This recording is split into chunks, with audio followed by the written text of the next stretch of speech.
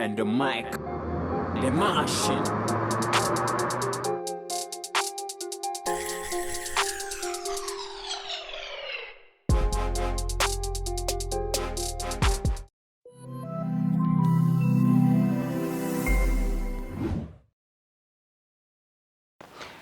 Yes, ikaze abakunzi b'Isanamu TV online ndabaye ikaze mu kiganiro ngiye gukorana n'umwe mu baririmbyi basanzwe baririmba live music abantu bagakoma amashi ninde ndababikiye surprise reka ndabaye ikaze mu kiganiro cyacu nimba utaragira subscribe bikore for the love nitwe Jibril reka ndaguha ikaze hama behind the camera nkaba kumwe na the real OG. Let's go. Yeah, as you remember last time narakubwiye ko ubu we leave the office ndagutwara ahantu hatandukanye ndaguhuze n'abantu batandukanye ni muririmbyi asanzwe aririmba live music abantu basanzwe bakurikirana indirimbo zo mu Burundi baramuzi cyane yaragize n'urugendo yaragendanye n'umuririmbyi kuva mu gihugu cy'u Rwanda Ivan Buravan amuvugiriza muri tournée yagize hanze y'igihugu representing our beautiful country you know n'umuririmbyi afite talent exactly so twamaze gushika ahakorera and reka tudodore gusa mbona umengo haruguru navyo kudodora reka twinjire OG. Let's go, man. Yo. Yeah. Guys, welcome. Ndabahaye ikaze. Asanzwe akorera hariyo amafoto menshi atandukanye. Uni Christophe Matata, rest in paradise. Ni legend mu muziki w'u Burundi. Hama hariyo n'abandi bantu ntazi exactement. Hariyo Bamale, hariyo na visage yiwe hajya nimba ushobora kumenya ijya visage baza gutahura neza umuntu turiko turavuga kanda gwikaze hama tubandanye rero tugende kuvugana nawe kiganiro cyacu gitangura abisanamu mwese ndabaye ikaze mu kiganiro rero nyuma yo kubinjiza mu rupango kwakirwa na Ndabaneze Ambwe benshi mu muzi nka MWAG reka rero duheze tuyage ibintu bitandukanye brother amakuru y'iminsi makuru ni meza soft kuba busy ukuntu akazi ni kenshi cyane uko mubibonye ngaha nyene turi muri chantier ko turakora akantu ku munsi nabonye by the way amafoto menshi ku ruhome nga hajya uraza kutwiganira utubwire history yayo mafoto kwanza ndashaka kumenya by the way congratulations ku ndirimbo nziza cyane Get There waririmbiye abantu bose bafise indoto yo gushika ahantu kubabwira ko badacika intege ije ndirimbo washatse kubabwira iki aba fans bawe burya no ije ndirimbo nabaye inspiré n'ama efforts z'abantu bakora mu madomene atandukanye so nafashe bamwe muri domaine music muri athletism muri box juste ni indirimbo ivuga ibintu by'ubuzima naciyemwo juste pour arriver là où je suis maintenant ngo n'abantu nagiye mbona bamaye inspiration okay warigeze kugira uramaze gukorana n'umuririmbyi Ivan Buravan ya murajyana mu rugendo mu matungo atandukanye ndashaka kumenya experience ni giki cyaguhuje na Ivan Buravan Ivan Buravan twahuye yari muri studio deuxièmement yari muri fête ya Saint-Valentin. Après, on s'est parlé à Amgirako a fait ses launch album Love Love. Et Amgira dit non, j'aimerais partager les scènes avec vous. Amgira c'est bon pour moi, il y a une aventure nziza. Turatangura ma répétition. Mais après yari yagize novuga gute ya plainze kuri prix découverte RFI. Niyo cyam propose kandi arambwira ndi nagize candidature kuri prix découverte RFI ni byacyamo est-ce que tu es partant encore muri aventure yes why not bon pour moi ni aventure parce que ubuzima ni aventure yes burya imana yakibikora yes il était lauréat prix découverte 2018 oui c'est à partir de cela qu'on est resté amis. Et pour moi, un artiste qui a un peu la discipline, c'est ce que j'aimais pour lui. Yeah. Et ari sérieux. Oui. C'est un type qui est sérieux. Ni ikihe kintu wize gukorana n'abaririmbyi n'umuririmbyi Ivan Buravan? Le respect. Respect. Yego. Okay. Waragize mwarajyanye muri tournée mu bihugu bitandukanye. Muri ivyo ibihugu mwagiye muratemberamo vyari ibihugu nka Yari 16 pays. 16 pays. Izo muri Afrika no muri Europe. Bon, précisément France. Yego. Okay. Paris. Muri Afrika mwagiye mu bihugu byaye n'ibyaye. Yari twatanguriye muri Mali. Go Mali, Djibouti, Angola, Tchad, Congo Brazza, Sao Tome, the Principe.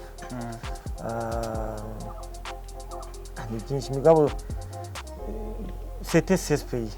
16 pays. Yego. Yego vraiment waragize urugendo runini cyane. Ni na history nini ku muririmbyi gufata urugendo kuva mu gihugu ciwe akajya mu kindi gihugu then akaba akaronka umuntu amwizera bakagira na tournée bakagendana kubivanye na talent ufise. Uyu munsi ugerageje kuraba umuziki wawe na connection waronse muri ivyo bihugu byose wagiye uracamo ubona ko umuziki wawe ugeze kuyihe ntambwe? Bon, avant tout, on a dit que l'album Moïdian Isaidie, j'ai été inspiré nari mu ndege nyine turi kumwe na Buravan selon n'ibihugu n'ubuzima bw'abantu. Oui, nayandikiye muri avion inspiré quand on arrive peut-être au Tchad, andika les idées nari mfise ama idées menshi. Idea yatanguriye kuri iyo ndirimbo ya Nisaidie nyene. Bon, iyo ndirimbo le texte c'est pas pour moi. Le texte ni umupadiri. Oui, umupadiri. Niyo yanditse ijya ndirimbo text. Arahirunga yacyandungikira iyo text kuri email. Ambwira ndi indirimbo numva ko wiririmbye byo babyiza. Bon après mélodie yaje ndi mu ndege nyine. Puisque ijya album ni suite logique y'ubuzima bwanje. Amour, ibintu by'urukundo, ibintu by'umuziki nyene w'ubuzima naciyemo struggles. Ego mugabo uyu mupadiri yitwa Père Désiré kwanza avuye ngaha mu kanya nyine. Okay. Inyuma yo kuguha iyo ndirimbo amaze kumva wayisohoye hari ikindi kintu yagize contribution kuri iyo album yawe Nisaidie? Kubera ko title yakibandanye no kuri album yawe. Bon, yamaye titre, refrain, yamaye gusa ajya amajambo ari mu gifaransa. Mugabo refrain, refrain c'est pour moi. Wow. Oui. Nafashe amajambo, les couplets. Yes. Narakunze ukuntu kwanza refrain ari ngufi cyane. Nisaidie. Oh mama. Ni indirimbo nziza exactly. Ndashaka kumenya kubera iki lifestyle yawe n'abandi baririmbyi bo mu Burundi usanga itandukanye ukuntu MWAG n'umuntu afite lifestyle iri calm ari pose nushobora kumubona ari mu ahantu hatandukanye abandi tumenyereye kubabona nicyo nshatse kuvuga right. Burya mba ngiye mu buzima sinkundira ibiri un peu nkunda discrétion cyane gusoma. Kubera iki? J'aime les actions liées y'amajambo menshi. Ndakunda ama action cyane. Puisque ama action c'est ça qui fait l'homme. Ego. Au lieu de faire ça, je le fais bimaze gushika then bikaboneka. Uyu munsi rero ugerageje kuraba album ya Nisaidie ukuntu yasohotse n'ukuntu yakiriwe nibyo wari witeze ko ukuntu bayakiriye niko wari witeze ko izo kwakirwa? Oui, ama feedback naronse zari feedback zimeze neza cyane kandi ziri mpe positive kubyerekeye album. Wera album nayikoranye n'undi mu producteur ita Arnaud Gasige. Producteur nyene twakoranye turi babiri. Bo abandi bari gusa barabaza bagashyira piano.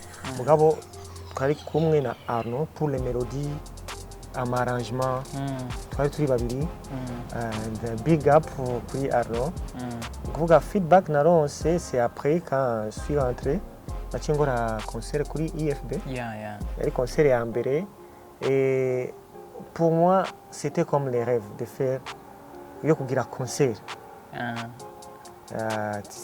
j'avais nagize danse kera cyane kuri IFB je suis danseur watamba ama danse gusa zisanzwe danse moderne oui ama funky byose twara tubivanga uko nyene et pour moi c'était un plaisir yo kugira concert ariya yes nashise kuri IFB ndabapresenter album ils étaient intéressés ibaze ico gihe na cash nari mfise yaciye bigenda gute nari mfise gusa ikizere j'avais la foi na maya nari mfise yo kuriha aba musiciens yo organiza iyo bintu byose kurondera sound mugabo nabantu babifashijemwo benshi cyane sino bavuga ngaha nyene mugabo après iyo concert naronse indi ku aba umuntu yaramfashije cyane kugira ngere ngaho no munsi aho ndi kubera uyo muntu nyene c'est-à-dire nacero ndonga yandi ma marché ndaganya confiance kuri institut français aussi ndinjira muri liste yabo bagiye kwamagara abantu ntibakwibagira no vuga kandi na coming muri novuga game yo ngaha kandi ça faisait un bail pour moi c'est ça mais nisaidie ni album y'ubuzima bwanjye uyu munsi uvuze ndabaneze Andre ari abantu benshi batamutahura MWAG mugabo abakurikirana umuziki wawe barakuzi baratahura MWAG afise contribution ingana gute mu muziki wacu w'u Burundi ndashaka kumenya Andi after nisaidie album ufise iyihe project so far hari indi album yerutse gusohora vuba iyamirize turi kumwe n'abandi bigeme Olga Greta Jeanne yakoze Suzanne twakoranye na KuzaMuzik nyene niyo label en partenariat na IFB Institut Français so iyo ni album novuga ni album ya kabiri oui uravya dans moins de 2 ans j'ai déjà fait 2 albums uvuga mfise n'indi projet n'indi album Nshasha ndiko ndakora kubera gusa ndi busy gato mugabo album irahari kandi izo bimeze neza nukuvuga ni sweet yani saidi after your album twitega ibikorwa byinshi bigiye kuza ndibaza ko muri 2022 ça sera chaud kuvuga ndiko ndabona ko dukeneye gukora cyane kubera la route est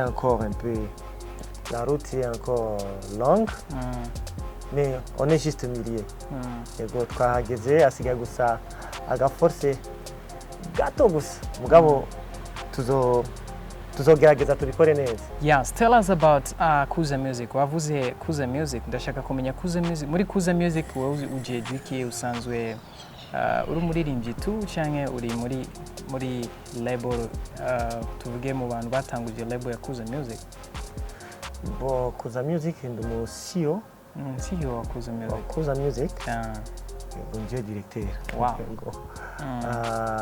Ngafise na manager wanje yitwa Big Anselme Bigirimana dukorana hand in hand akaba nabandi nkavuga ba Erodalom ego muzobabona vuba cyane as the CEO mufise indoto nyabaki muri KuzaMuzik mu myaka iri imbere?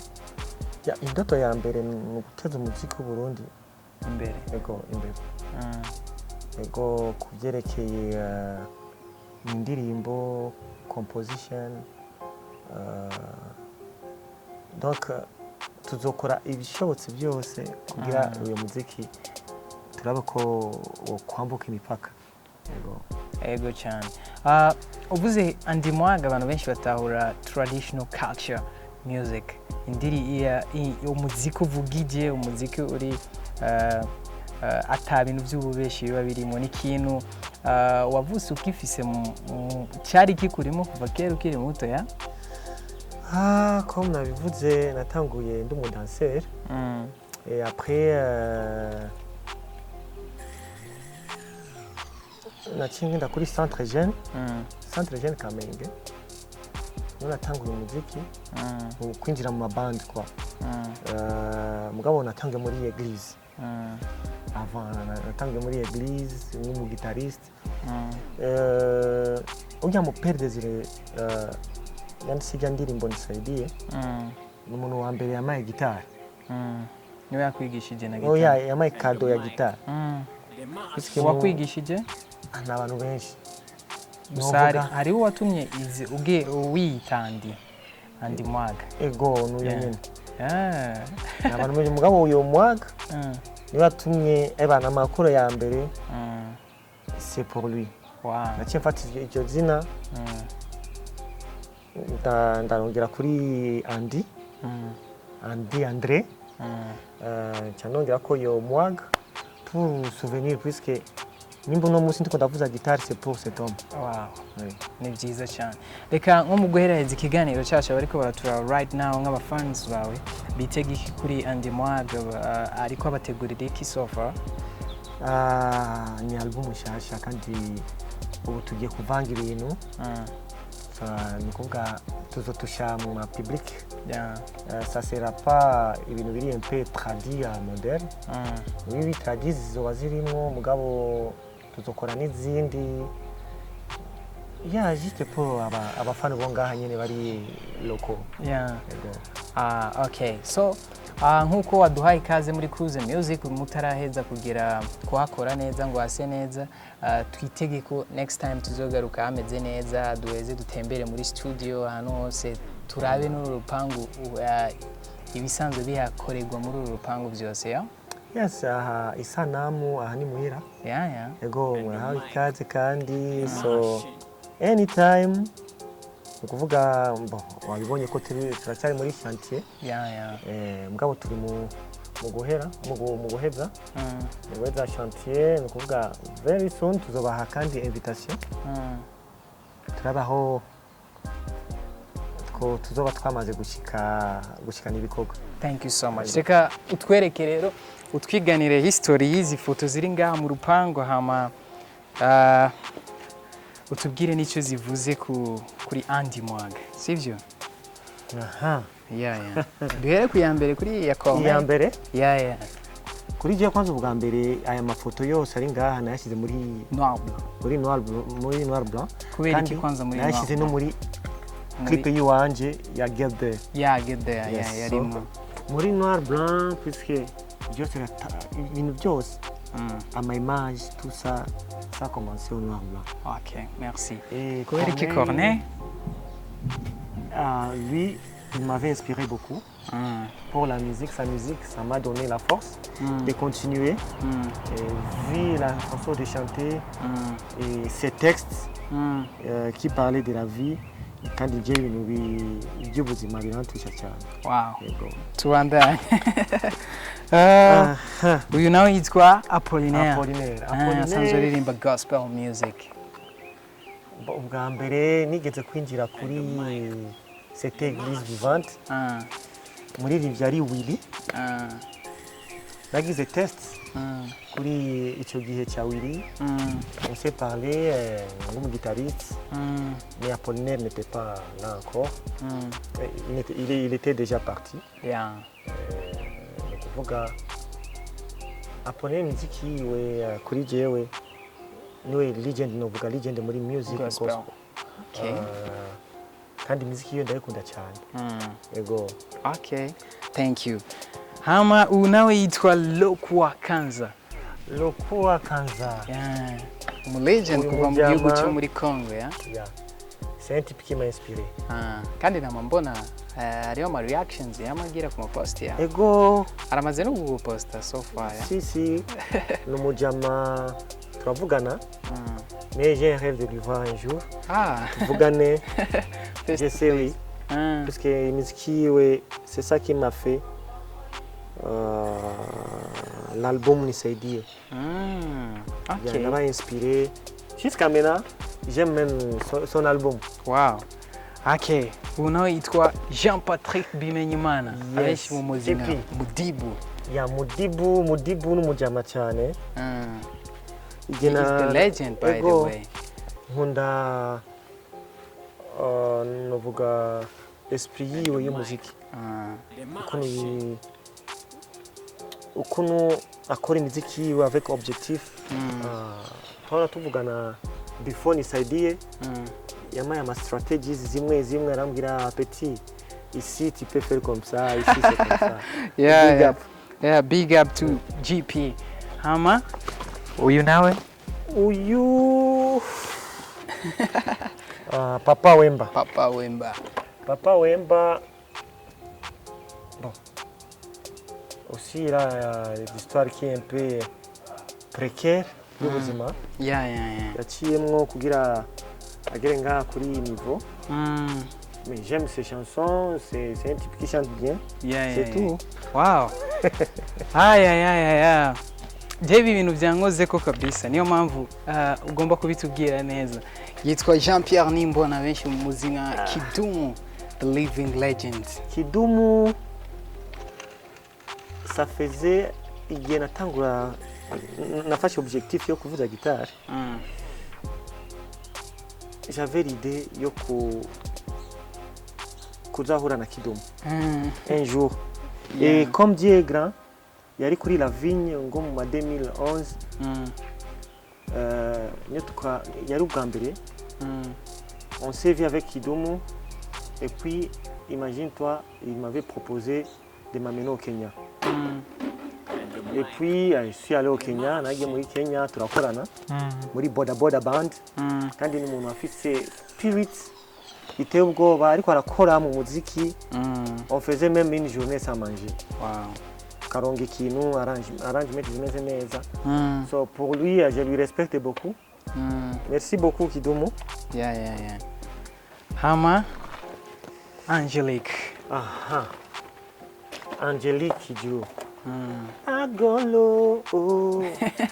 Angelique, j'aime sa façon d'abord de danser. Yeah. Et c'est une femme un peu engagée. Kandi Mama Africa. Afise na history nini cyane. J'avais l'idée igihe twari muri tour, twagiye muri Benin. J'avais envie de visiter même sa maison, voir même sa maison. Mais j'avais pas eu la chance. Yoko twohura nawe ngamubwira combien de fois je l'aime. Ego. OK. Hama uyu nawe bamwita Manu Dibango. Ni saxophoniste akomeye cyane. Uyu mujama Jackson yigeze kumwiba indirimbo. Oh, yeah. Yari indirimbo